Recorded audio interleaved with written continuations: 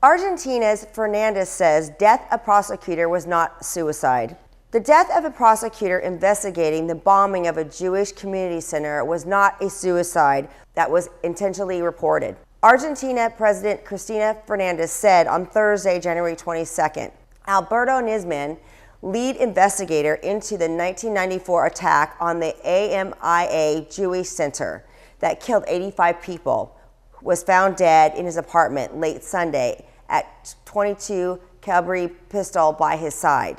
He had accused Fernandez of trying to derail his investigation into the bombing and was due to present in case of Congress hours later on Monday. The government said 2 key witnesses in the Nimraz case against the president had been falsely presented to him as state intelligence agents. Fernandez said the deception discredited Nimraz's charges against her and pointed to a conspiracy to smear her name. They used him while he was alive and then needed him dead, she said in an open letter to the country. Adding his death was sad and terrible. She did not say who killed him and did not know who had been arrested in the case, which has shocked Argentinians. Social media networks are seething with conspiracy theories, some pointing at Fernandez and the government. Thousands took to the street this week to protest the slow pace of justice for the victims of the bombings and demanding answers to the questions around Nimraz's death. Fernandez again defended herself on a Facebook post on Thursday. A French flag burned in a Baghdad protest. A small group of protesters burned the French flag near the country's embassy in Baghdad on Thursday, January 22nd.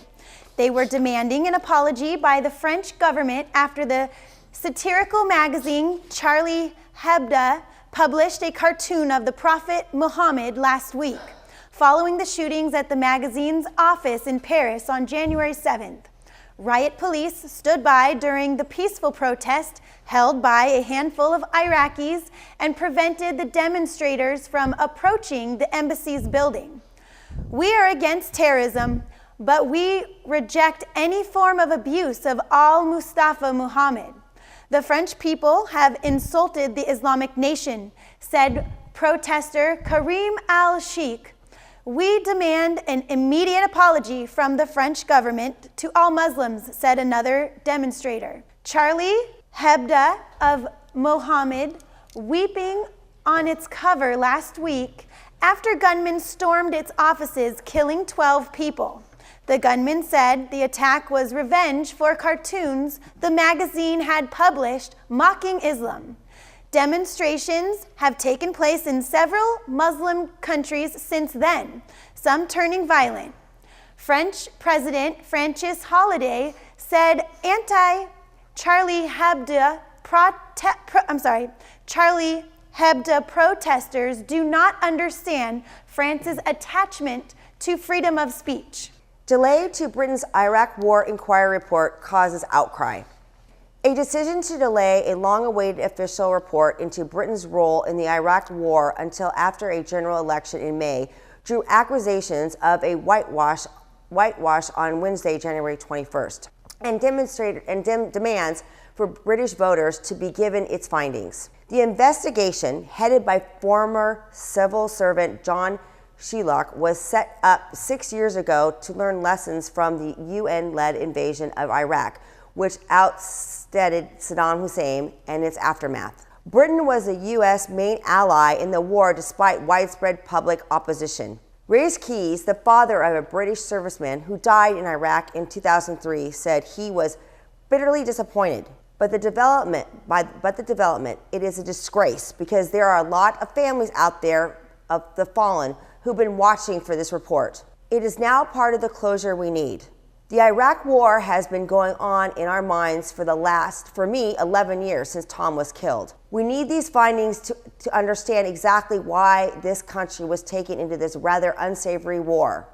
A war of option, of non-necessity, under the falsehood of weapons and mass destruction that never existed, Key said, from the National Memorial Observatory in Averys, England, where a plaque bearing his son Tom's name is on display. It's time for answers. We don't want to wait until after the election. It's nothing to do with politics. It's got to do with the truth. And that's all, Keyes added. Rose Gentle, the mother of a soldier killed in Iraq in 2004, questioned the reason why the report had taken so long to come out. Talks on Ukraine reached an agreement on the demarcation line. German foreign minister diplomatic process was made on Wednesday, January 21st, during four-way talks on the Ukraine crisis, and an agreement was reached on establishing security zones between pro-Russian fighters and Kyiv's forces. Speaking after the meeting, Ukraine Foreign Minister Pavlo Klimkin said progress had been made on the meeting of the contact group that brings together Ukraine, Russia, and the Organization for Security and Cooperation in Europe. We had a very difficult decision. We were able to agree on certain aspects. For example, on a meeting of the territorial contact group in the coming days. That should bring results, and I hope that all sides will work towards this. Klimkin said a demarcation line had been agreed according to German Foreign Minister Frank-Walter Steinmeier. We were not able to reach an agreement last week. Today, there has finally been an agreement that the demarcation line has stated and marked in the Minsk agreement will be the line that will mark from where, as of now, heavy weaponry has to be withdrawn. We have agreed on the line and on the further procedure, Steinmeier said, following the meeting between the foreign ministers of France, Germany, Russia, and Ukraine. The four ministers reiterated support for the Ukraine contact group and called on signatories of the Minsk peace plan to meet in the coming days to implement the ceasefire and withdrawal of heavy weapons. They also called for formation of working groups to address relevant aspects of the Minsk agreements. Chinese Prime Minister Li Keqiang, who is attending the annual World Economic Forum, meets in Davos, said on Wednesday, January 21st. His country's economy will continue to face downward pressure in 2015. It must be noted that the moderation of growth speed in China reflects a profound adjustment in the world economy and is also consistent with the law of economics, he said. More importantly, we have to make further progress on social reforms. Needless to say, the Chinese economy will continually face subsequently downward pressure in 2005. Lei continued to say. The Chinese premier also told the meeting that China was opposed to terrorism in all its manifestations and committed to peace. We have no intentions to compete with supremacy with other countries, Li said, adding that regional conflicts and geopolitical conflicts must be peacefully resolved through political means. Li's trip is the first diplomatic visit of the year for a top Chinese leader. It came as it emerged Chinese economic growth as its slowest pace in 24 years in 2014, as property prices cooled and companies and local governments struggled under heavy debt burdens, keeping pressure on Beijing to take aggressive steps to avoid sharp downturns. NATO calls on Russia to pull troops from Ukraine. NATO said on Wednesday, January 21st, it had seen an increase in Russian tanks, artillery pieces, and other heavy artillery equipment in eastern Ukraine and renewed a call for Moscow to withdraw its forces. Jens Stoltenberg, the Western Alliance's Secretary General, said Russian forces had been present in eastern Ukraine for several months, and NATO had recently seen a substantial increase in Russian heavy equipment there, including armored vehicles and advanced air defense systems, as well as tanks and artillery. We have seen over a period of several months that there are Russian forces inside eastern Ukraine. As I underline, we've also seen heavy equipment, and we have seen an increase in Russian equipment inside eastern Ukraine. And we speak about equipment like tanks, artillery, armored vehicles, advanced air defense systems, Stoltenberg said. speaking after talks with Norwegian Prime Minister Erna Solberg at NATO headquarters. Stoltenberg said Russia should respect the Minsk ceasefire agreement. This Russian military presence with forces and equipment in eastern Ukraine does not contribute to peaceful and negotiated solution. That is the reason why we call on Russia to stop supporting the separatists, to withdraw its own forces from eastern Ukraine, and to respect the Minsk agreement, Stoltenberg said. He declined to comment on how many Russian troops were in eastern Ukraine, saying Moscow had moved forces back and forth and had a high number of forces on the border with Ukraine. Death and destruction continues in war-torn Syria. Amateur videos perpetrates to show the bloody aftermath of what is said to be aerial bombings by the Syrian government in Al-Hula on Wednesday, January 21st, in which at least 10 people are said to have been killed.